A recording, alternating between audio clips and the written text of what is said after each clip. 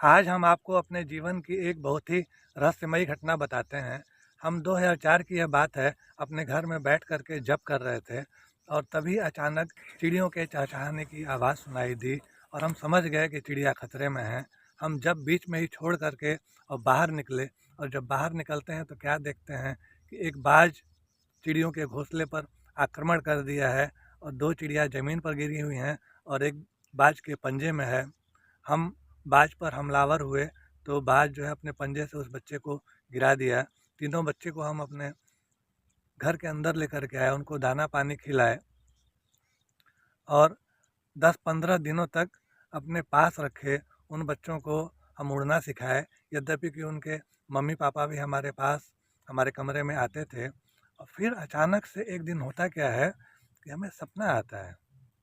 सपने में जो चिड़िया बाज के पंजे में थी और उसके गर्दन पर चोट लगा हुआ था और हम उसका इलाज और देखभाल करते थे, वही चिड़िया हमारे सपने में आई और मुस्कुराते हुए बोली कि हम आपके घर आ रहे हैं। हमें लगा कि ऐसे ही चूँकि हम देखभाल किए, अपनी पत्नी से भी बोले तो वो बोले कि आप ऐसे ही देखभाल किए हैं इसलिए आपको ऐसा लगता होगा।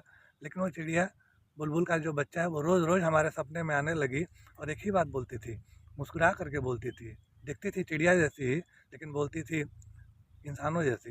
तो बोलती है कि हम आपके घर आ रहे हैं, हम आपके घर आ रहे हैं। और तभी कुछ महीनों के इंतज़ार के बाद हमारे घर में बेटी पैदा हुई और पहली बार जब हम उसको गोद में लिए तो हम समझ गए कि हमारी जो बेटी है यह वही बुलबुल है जो पहले से हमें संकेत देती थी कि हम आपके घर आ रहे हैं।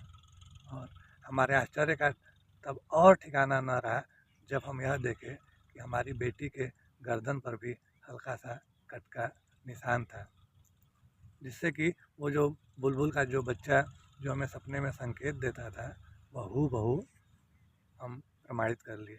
इस प्रकार से हमें पहले से यह पता चल गया, पूर्वानुमान हो गया कि हमारी जो बेटी है वह बुलबुल है। यह घटना हमको इसलिए याद आ गई कि जो चिड़िया हैं हमारे पंजे पर से भोजन उठा करके खा लेती हैं। ऐसे ही मन में एक भाव आया तो हम सोचे कि आपको भी बताते हैं। यह है गायत्री माता का आशीर्वाद, मंत्र जप का चमत्कार कि सपने में घटनाएं पहले से पता चल जाती।